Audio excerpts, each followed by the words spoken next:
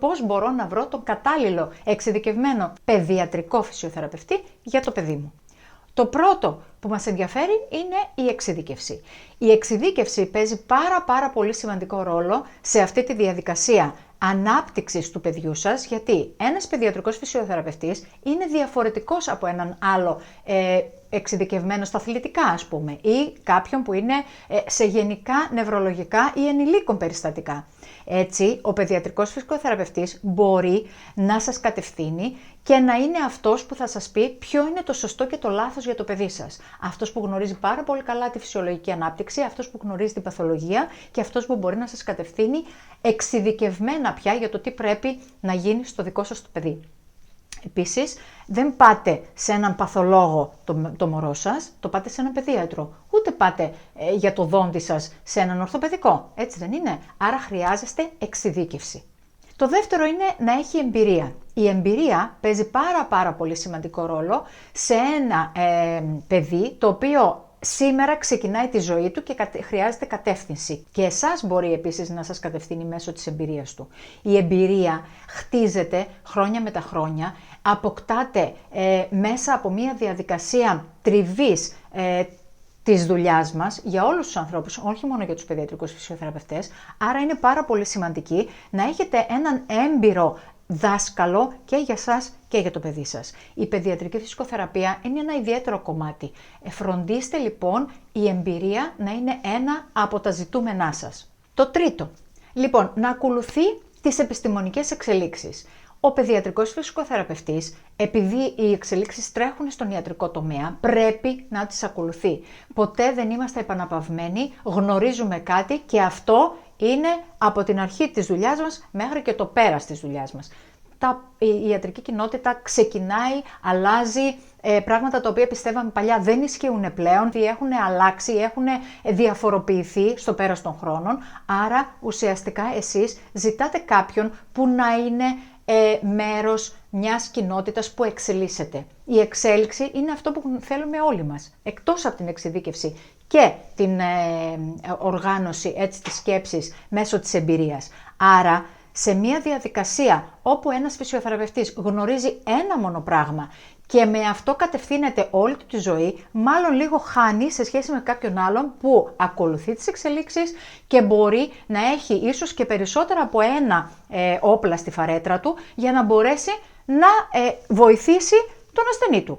Σαφώς η παιδιατρική φυσιοθεραπεία είναι ένα ιδιαίτερο κομμάτι, έχει πάρα πολλές αλλαγές, γιατί μέσα από την επιστημονική κοινότητα ξέρουμε ότι ο εγκέφαλος διαφοροποιείται, αλλάζει, άρα και εμείς θα πρέπει να ακολουθούμε αυτή την πορεία των εξελίξεων στην επιστημονική κοινότητα για να μπορούμε να κατευθύνουμε και σωστά το παιδί στην εξέλιξή του. Έτσι δεν είναι?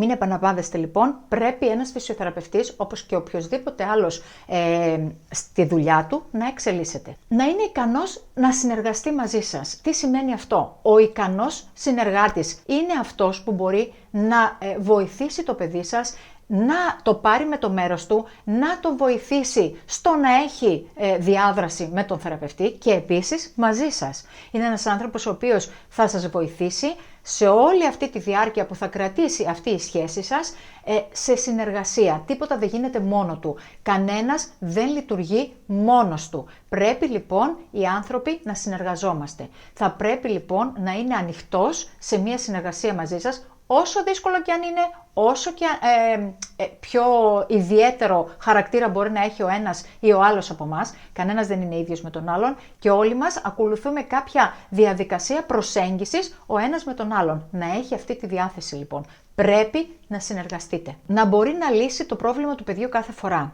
Τι σημαίνει αυτό? Υπάρχουν περιπτώσεις όπου τα παιδιά χρειάζονται είτε καρότσι, είτε έναν ορθοστάτη, είτε περματάκια, είτε κάποιο άλλο βοήθημα όπως ναρθικάκια. Γνωρίζει. Είναι αυτός ο οποίος θα καθοδηγήσει την ομάδα, είναι αυτός που θα πει και για τον ορθοπαιδικό και για τον κατασκευαστή ότι έτσι πρέπει να γίνει, αυτό πρέπει να γίνει και έτσι θα έχει το καλύτερο αποτέλεσμα το παιδί μου. Σύμφωνα λοιπόν με αυτά θα πρέπει να υπάρχει και η κατάλληλη καθοδήγηση. Θα πρέπει να απαντά στα ερωτήματά σας. Ό,τι και αν είναι αυτά. Γιατί υπάρχουν πάρα πολλά ερωτήματα από εσάς τους γονείς, τα οποία πρέπει να απαντηθούν από κάποιον. Συνήθως ο φυσιοθεραπευτής είναι αυτός που θα σας απαντήσει. Και αυτό γιατί το λέω? Γιατί σε μένα έρχονται πάρα πολλοί γονείς, ρωτάνε, μας είπε αυτό ο παιδονευρολόγος, μας είπε αυτό ο παιδίατρος, τι σημαίνουνε, τι λέει η μαγνητική, πώς είναι αυτό το πράγμα, τι θα ακολουθήσει. Πώς θα εξελιχθεί αυτή η κατάσταση. Άρα θα πρέπει σε μια διαδικασία τέτοια να είναι εκεί και να απαντήσει σε εσάς αγόγγιστα. Θα πρέπει να είναι δίπλα σας σε όλη τη διάρκεια της θεραπείας και σε όλη τη διάρκεια αυτής της καθοδηγούμενης πορείας του παιδιού και της δικής σας.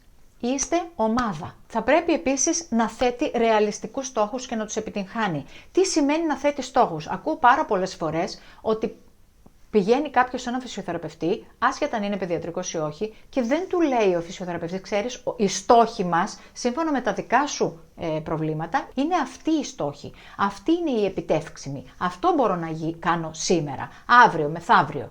Άρα, με τον ίδιο τρόπο, ο παιδιατρικός φυσιοθεραπευτής θα πρέπει να σας κατευθύνει, θα πρέπει να πει ότι αυτός είναι ο στόχος ο άμεσος, εκείνος είναι ο βραχυπρόθεσμος, εκείνος είναι ο μακροπρόθεσμος, αυτό είναι το ζητούμενό μας. Και σιγά μέσα στην πορεία της φυσιοθεραπευτικής παρέμβασης αυτό να επιτυγχάνεται. Πώς θα επιτύχει όμως το να είναι ρεαλιστικοί οι στόχοι και επίσης να επιτυγχάνονται? Βρίσκοντας το κυρίαρχο πρόβλημα του παιδιού. Είναι πάρα πολύ σημαντικό και σας το λέω εκ πείρας, διότι εάν δεν βρεις το κυρίαρχο πρόβλημα σε κάθε περίπτωση, μπορεί να χαθείς σε ένα λαβύρινθο ασκήσεων, σε ένα λαβύρινθο προγραμμάτων, σε ένα λαβύρινθο πραγμάτων που μπορεί να κάνεις στο παιδί, τα οποία όμως δεν λύνουν τελικά το πρόβλημα, αλλά δημιουργούν ένα κομφούζιο στον εγκέφαλό του. Δημιουργούν μια διακλάδωση από την οποία χάνεται τελικά το τελικό αποτέλεσμα και μπορεί να δουλεύεις με όλη σου την καλή διάθεση, μπορεί να έχεις πάρα πολύ μεγάλο ζήλο και τελικά να μην καταφέρνεις να έχεις το αποτέλεσμα που πρέπει. Άρα, το κυρίαρχο πρόβλημα είναι αυτό που καθορίζει την καλή θεραπευτική παρέμβαση. Μία καλή θεραπευτική παρέμβαση τι μπορεί να είναι? Θα πρέπει λοιπόν η κάθε συνεδρία να είναι διαφορετική από την προηγούμενη, διαφορετική από την επόμενη. Ποτέ καμία συνεδρία δεν πρέπει να είναι ίδια. Τι σημαίνει αυτό? Δεν σημαίνει ότι αλλάζουμε τα πάντα, αλλά κάνουμε focus κάθε φορά σε αυτό που βρίσκουμε σήμερα στο παιδί, τι είναι αυτό που διαφοροποιεί το χθες με το σήμερα, τι είναι αυτό που διαφοροποιεί την κάθε συνεδρία και δουλεύουμε κάθε συνεδρία σαν μοναδική. Σαν σήμερα να κάνουμε την αξιολόγησή μας. Είναι πάρα πολύ σημαντικό και σας το λέω να το έχετε υπόψη σας, δεν κάνουμε φασόν θεραπείες, δεν είμαστε γυμναστές, δεν κάνουμε ασκησιολόγιο. Παρεμβαίνουμε έτσι ώστε να διευκολύνουμε την κίνηση, όχι απλά το παιδί να λειτουργεί ασκήσεις. Η θεραπεία μας πρέπει να εμπεριέχει παιχνίδι και αυτό γιατί? Γιατί το παιδί, όπως από τη λέξη παιδεύω, παιδεύεται, δηλαδή εκπαιδεύεται, δηλαδή μαθαίνει μέσα από το παιχνίδι. Κανένα παιδάκι δεν θα κάτσει να μπει στη διαδικασία να κάνει κάποια πράγματα αν δεν έχει ένα στόχο. Ο στόχος ποιος είναι? Κάτι μέσα από ένα παιχνίδι.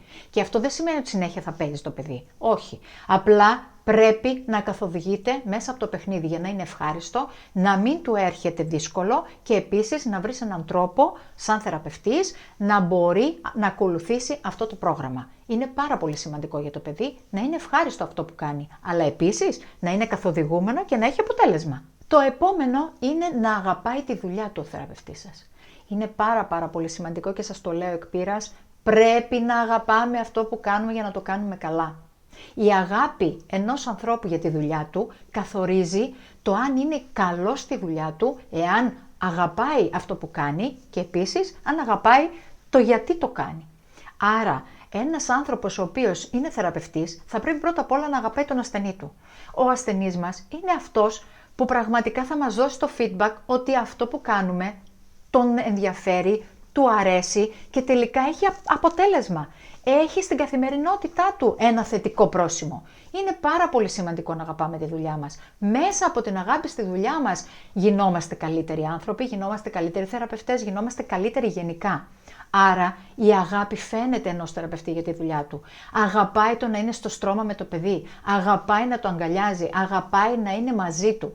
Αυτό είναι πάρα πολύ σημαντικό και κοιτάξτε να έχετε τον καλύτερο θεραπευτή που αγαπάει επίσης τη δουλειά του. Δεν φτάνει να ξέρουμε επιστημονικά πράγματα. Πρέπει να αγαπάμε αυτό που κάνουμε. Επίσης θα πρέπει να έχει κατανόηση, να έχει υπομονή, να έχει ευαισθησία. Είσαστε ένα team. Η ομάδα είναι ο θεραπευτής με το γονιό, με το παιδί και όλους τους υπόλοιπους μαζί. Θα πρέπει να κατανοεί το πρόβλημά σας. Θα πρέπει να σας κατευθύνει μέσα από μια συνεργασία. Θα πρέπει να είναι ευαίσθητο στο κομμάτι του παιδιού σε οτιδήποτε το αφορά. Θα πρέπει επίσης να έχει υπομονή. Δεν μπορεί τίποτα να συμβεί σε ένα παιδί από τη μια στιγμή στην άλλη.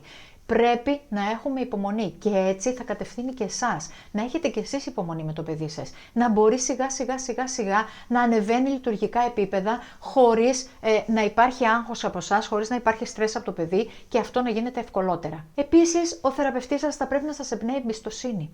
Έχετε εμπιστοσύνη στο φυσιοθεραπευτή σας.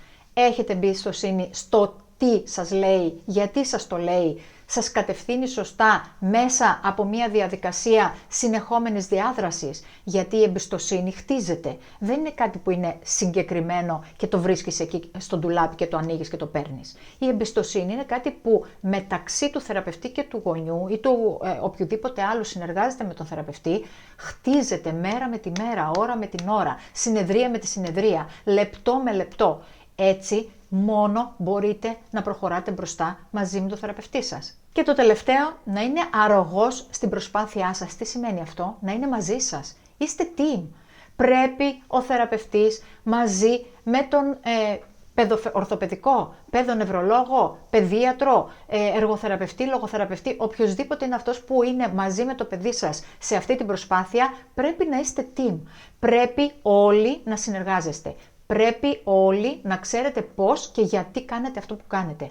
Άρα θα πρέπει να σας εξηγεί, θα πρέπει να ξέρετε το κάθε τι που συμβαίνει, να έχετε ένα feedback του τι συμβαίνει στο μετά. Επίσης, δεν μπορεί να σας βάζει απέναντί του και να σας κριτικάρει για το αν κάνατε ή δεν κάνατε σωστά αυτό που σας είπε. Είστε γονείς. Δεν αλλάζει ο ρόλος σας απέναντι στο παιδί σας. Εσείς είστε πάντα οι γονείς και εμείς είμαστε πάντα οι θεραπευτές. Αυτό είναι αυτό που πρέπει να ξέρετε. Αυτό είναι αυτό που πρέπει να σας βοηθάει να καταλάβετε, να κατανοήσετε και να προχωράτε. Γιατί χωρίς να καταλάβετε ότι εσείς είστε οι γονείς, αλλάζετε ρόλους και εκεί το παιδί μπερδεύεται, αγχώνεται, στρεσάρετε και τελικά δεν έχετε αποτέλεσμα. Δεν έχει αποτέλεσμα αυτό που κάνετε. Πάντα θα είστε οι γονείς. Πάντα είστε εσείς αυτοί που θα το αγαπάτε περισσότερο από οποιονδήποτε άλλο, που θα το χαϊδεύετε, που θα το βοηθάτε να ξεπεράσει κάποιες αντικσοότητες και εμείς αυτοί που θα σας κατευθύνουμε. Βέβαια, όλοι είμαστε διαφορετικοί, έτσι. Αυτό θα μου πείτε και αυτό ισχύει. Κανένας δεν είναι ίδιος με τον άλλον. Όμως, αυτά τα χαρακτηριστικά που σας είπα θα πρέπει να είναι η βάση σας, το σημείο αναφοράς σας για να μπορείτε να βρείτε τον κατάλληλο για σας φυσιοθεραπευτή. Αυτά τα χαρακτηριστικά όμως πρέπει να τα έχει. Πρέπει να είναι ένας άνθρωπος ο οποίος είναι συνεργάτης σας. Πρώτα απ' όλα, συνεργάτης των υπολείπων που εκπαιδεύουν το παιδί σας. Όλοι είμαστε μία ομάδα, είμαστε μία οικογένεια. Εγώ τα παιδιά που δουλεύω τα θεωρώ επίσης δικά μου παιδιά, γιατί τα μεγαλώνω. Έτσι πρέπει να βλέπουμε οι θεραπευτές τα παιδιά μας. Έτσι πρέπει να βλέπουμε και εσάς. Είμαστε συνοδοιπόροι σε αυτό το κομμάτι, σε αυτό το μονοπάτι που χαράζεται από μένα, από σένα, από τον γιατρό, από τον άλλο θεραπευτή. Όλοι μαζί βοηθάμε σε αυτή τη διαδικασία. Κανένας δεν είναι μόνος του. Ποτέ. Η μοναδικότητα του καθενός μας είναι στο σύνολο πολύ σημαντική για όλους. Άρα δεν είμαστε πάνω από κανέναν, δεν είμαστε κάτω από κανέναν και σίγουρα συμπορευόμαστε για να είμαστε καλοί. Διαλέξτε λοιπόν τον καλύτερο για σας. Σας αξίζει.